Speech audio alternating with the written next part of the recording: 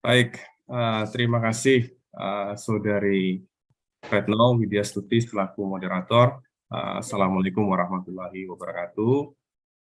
Selamat pagi, salam sehat, salam sejahtera untuk kita semua. Yang saya hormati tentunya Pak Riawan Chandra. Ini beliau saya kira sangat kompeten sekali dan undangannya sangat pas adresatnya ketika ditujukan kepada Pak Riawan karena beliau sebenarnya kapasitasnya sebagai ahli pemohon pada saat itu. Kemudian yang saya hormati juga teman-teman di PSHK, Bu Dian selaku direktur, teman-teman jajaran PSHK yang lain yang hadir, dan saya lihat banyak sekali teman dan kolega yang hadir pada kesempatan pagi hingga menjelang siang ini. Mungkin saya belum bisa sebutkan satu persatu namanya, saya lihat tadi ada Pak Marbun, kemudian ada juga Pak Andi Amara yang hari ini juga bergabung bersama kami. Mudah-mudahan juga bisa memberikan insight terhadap materi kajian yang menjadi titik penekanan atas diskusi kita pada pagi hari ini. Mohon izin Bapak Ibu sekalian, saya share screen kalau bisa diizinkan saya coba share screen untuk memaparkan kajian singkat saya yang sebenarnya sangat sederhana dibandingkan dengan kajian dari Pak Riawan tadi yang saya kira sangat bernas dari aspek hukum administrasi negara. Ini saya izin share, Bapak Ibu sekalian, ini saya beri judul atau topik ini berkaitan dengan aktivisme MK untuk Komisioner Gufron. Ya. Jadi saya memilih topik ini karena ada beberapa alasan dan pertimbangan tentunya yang melatar belakangi atas hasil putusan Mahkamah Konstitusi yang dijatuhkan dalam perkara ini. Ya. Pertama, Bapak Ibu sekalian, karena saya lihat di sini banyak teman-teman, ada mungkin dari S1, S2, dan juga S3, saya kira supaya kita mendapatkan persepsi yang sama terkait dengan topik utama kajian kita pada kesempatan pagi hari ini. Tentunya kalau misalnya kita melihat ya ihwal perkara dan juga putusan Mahkamah Konstitusi, saya kira ada dua poin penting yang dimohonkan oleh Pak Gufron, yaitu pasal 29 huruf E, kemudian juga pasal 34, ya, yang disampaikan banyak tadi penekanan oleh Pak Riawan sebenarnya sudah sangat terurai dengan baik dari perspektif HAN-nya, yaitu pasal 34 yang berkaitan dengan masa jabatan pimpinan KPK. Ya. Jadi ini yang dinilai menjadi titik kerugian konstitusional pemohon Pak Gufron terhadap pengujian undang-undang KPK di Mahkamah Konstitusi. Nah, Bapak Ibu sekalian, di share screen saudara sekalian, ini sudah saya tampilkan ada dua permohonan dan kemudian juga ada dua amar putusan yang dijatuhkan juga oleh MK. Yang pertama itu berkaitan dengan syarat usia, jadi putusannya dimaknai inkonstitusional bersyarat oleh Mahkamah Konstitusi. Putusannya sangat unik menurut saya, kenapa saya katakan tadi di awal untuk menyelamatkan kepentingan Pak Gufron, karena memang satu-satunya person yang diuntungkan secara hak konstitusional pemohon itu adalah Pak Gufron, karena beliau memang satu-satunya figur yang usianya di bawah 50 tahun dan juga berpengalaman sebagai pimpinan KPK. Jadi inilah tafsir yang dibuat oleh putusan Mahkamah Konstitusi nomor 112 tahun 2022 yang kemudian menjadi perdebatan dan dialog di berbagai webinar secara online ataupun secara luring ya. Kemudian yang kedua di pasal 34 juga sama ditafsirkan oleh Mahkamah Konstitusi itu adalah inkonstitusional bersyarat ya. Jadi dari 4 tahun itu sekurang-kurangnya tidak ditafsirkan untuk memegang masa jabatan 5 tahun ya. Jadi tadi sudah dijelaskan ternyata ada perspektif yang penting juga ya dari aspek administrasi negara, dari perspektif audit keuangan dan lain-lain. Saya akan memberikan penekanan bahwa dua hal ini sebenarnya adalah perkara yang tidak bersinggungan langsung dengan materi muatan konstitusi. Ya. Jadi biasa dikenal dengan istilah ini perkara yang sebenarnya sifatnya adalah kebijakan hukum terbuka.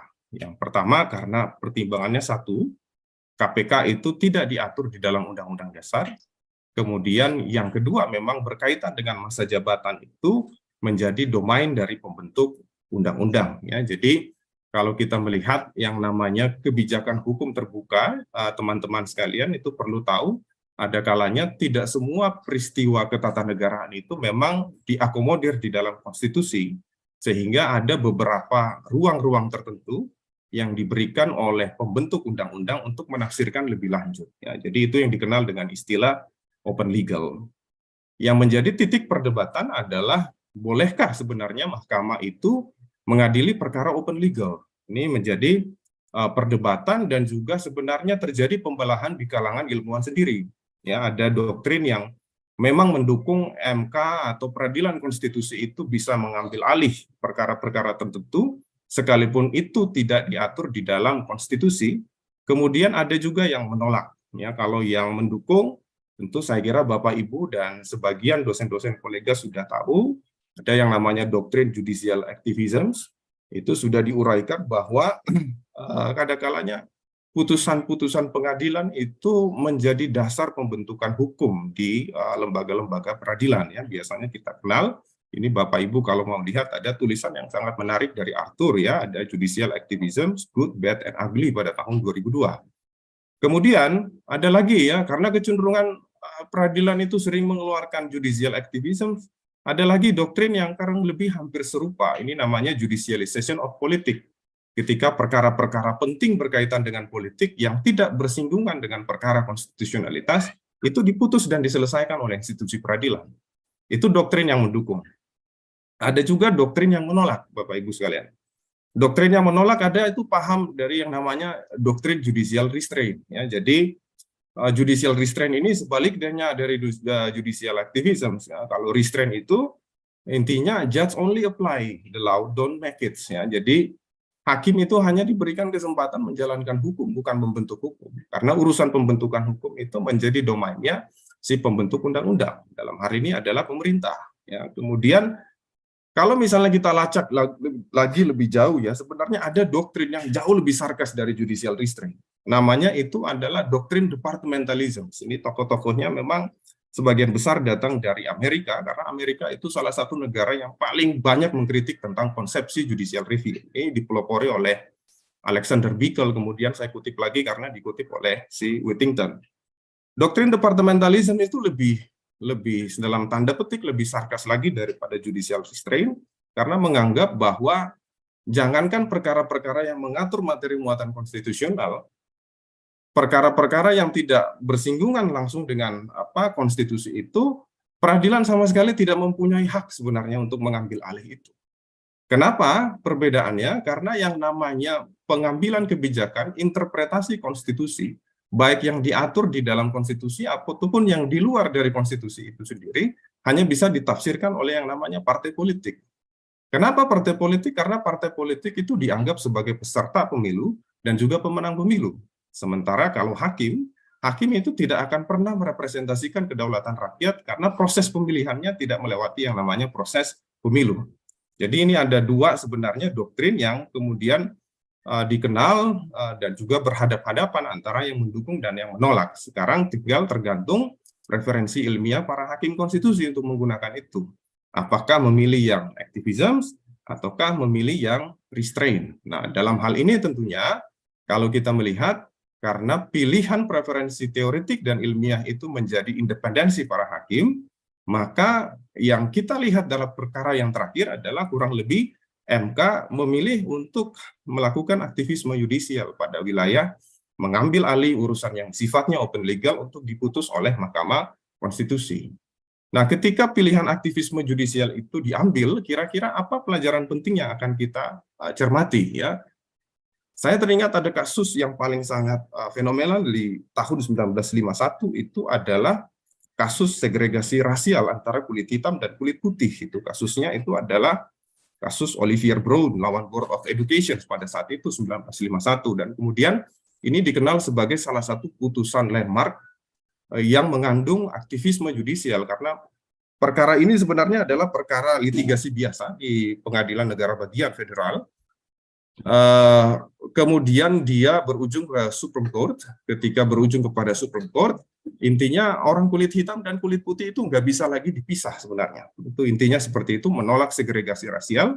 Dan tetapi di dalam putusan Mahkamah Agung Amerika Serikat, ternyata yang menarik putusan ini bukan perkara konstitusionalitas biasa, tetapi juga ada materi muatan pembentukan kebijakan hukum di sana. Apa materi pembuatan kebijakan hukum yang terjadi pada kasus Broad dan Broad of Education? Itu ternyata pemerintah menetapkan kebijakan untuk memastikan implementasi putusan ini kepada pembentuk-pembentuk hukum dan juga negara-negara bagian di Amerika. Ini menjadi putusan yang saya kira sangat monumental di bidang putusan judicial activism. Dan apa kontekstualisasinya dengan Mahkamah Konstitusi Republik Indonesia? Maka kita akan melihat begini, ya. Di beberapa putusan penafsiran judicial activism itu memang ada satu tolak ukur yang dilakukan di berbagai negara, baik itu yang terjadi di Amerika maupun di Amerika Latin. Salah satu tolak ukur itu yang pertama adalah ketika hakim mengambil peran pembentuk undang-undang untuk mengambil alih dan mengadili perkara yang sifatnya kebijakan terbuka, itu satu unsurnya adalah memenuhi kepentingan umum. Ya, kalau misalnya kita belajar pada Amerika Latin, itu ditulis oleh Siders, The Judicialization of Politics in Latin America, ternyata Latin Amerika juga sering melakukan judicial activism, terutama kepada peradilan-peradilan konstitusi yang ada di sana. Mengambil peran yang namanya pembentuk undang-undang. Kenapa terjadi seperti itu? Karena menurut Sider katanya kalau Amerika Latin rata-rata dia menggunakan multipartai ekstrim dengan tingkat koalisi yang rapuh. Nah, ketika pengadilan memutus perkara, ada kalanya dia aktivisme. Kenapa? Karena kalau terlalu multipartai ekstrim dan juga koalisinya rapuh, produk hukumnya warnanya terlalu akomodatif dan kita butuh peran pengadilan untuk menyelesaikan itu. Makanya dikenal dengan doktrin aktivisme. Tetapi sama tujuannya, baik praktik yang terjadi di Amerika Utara maupun di Amerika Latin. Tujuannya apa? Tujuannya adalah yang pertama adalah memenuhi kepentingan umum.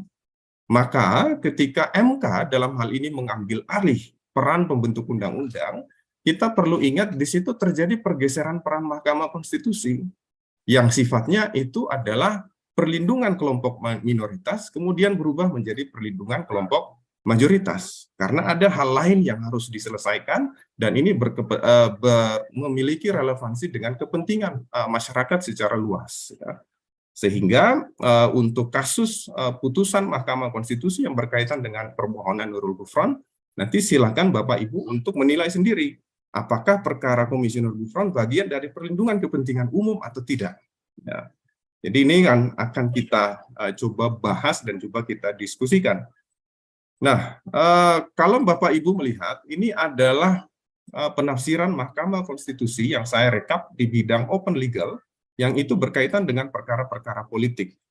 Dalam 10 tahun terakhir, kita bisa melihat ada 5 perkara pengujian yang itu dikualifikasikan sebagai kebijakan hukum terbuka. Ya, jadi kalau misalnya kita melihat penafsiran MK ini sangat bisa dikatakan unpredictable, ya.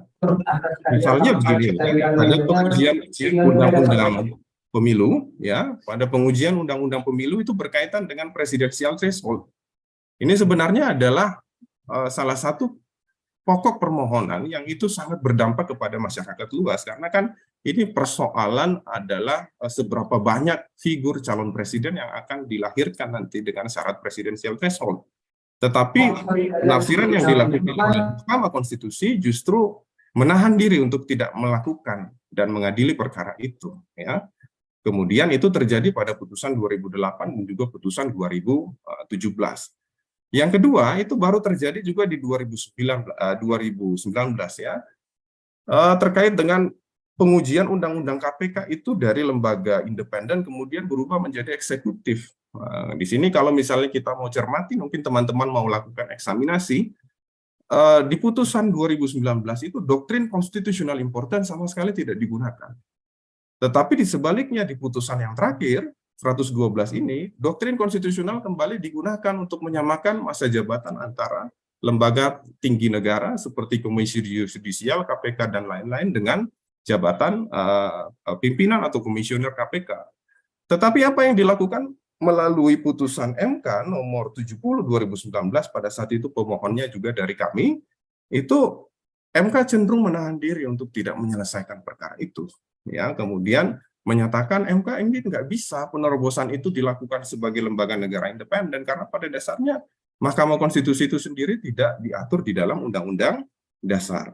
Kemudian yang ketiga adalah pengujian undang-undang MK ini sama juga, berkaitan dengan syarat usia, kemudian juga berkaitan dengan masa jabatan. MK menolak, ini self restraint ya. Dia menolak mengadili itu dan mengikuti logika dari si pemerintah dalam hal ini pembentuk undang-undang. Kemudian yang keempat itu adalah pengujian undang-undang KPK sekarang.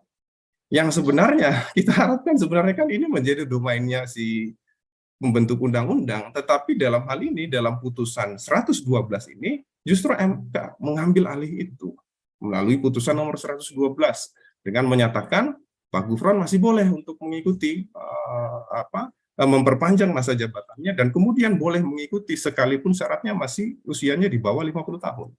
Kemudian yang terakhir lagi, ini mungkin potensial sangat judicial activism, karena dengar kabar ya, meskipun kami belum tahu ya, jangan sampai kita bocorkan di luar nanti dilaporkan juga polisi ya, kayak kasus yang sedang heboh saat ini ya, tetapi itu sangat dimungkinkan potensial judicial activism, karena kemungkinan besar itu apakah nanti modelnya hibrida, apakah tertutup, apakah kembali tertutup atau terbuka, itu akan diambil alih oleh yang namanya Mahkamah Konstitusi ya. Jadi ini watak penafsiran yang dibangun oleh Mahkamah Konstitusi dalam 5 perkara terakhir di bidang politik yang berkaitan dengan kebijakan hukum terbuka.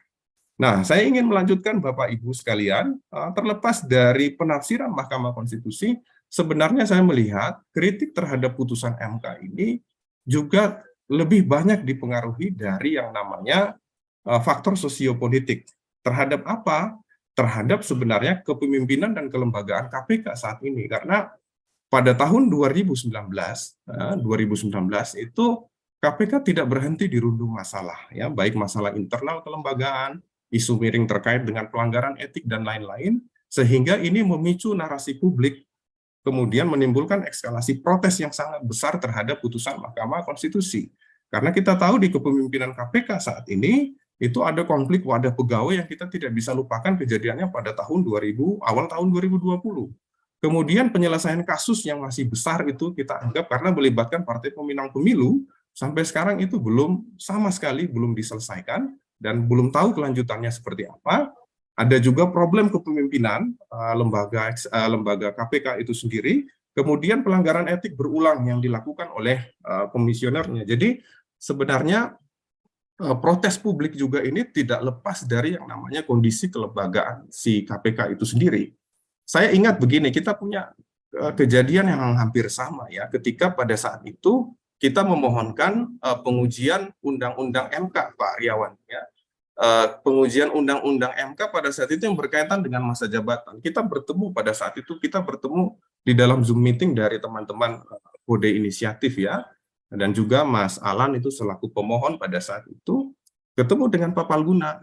Kita ketemu bahwa satu-satunya yang memiliki legal standing adalah Pak Palguna, karena Pak Palguna yang baru selesai pada saat itu.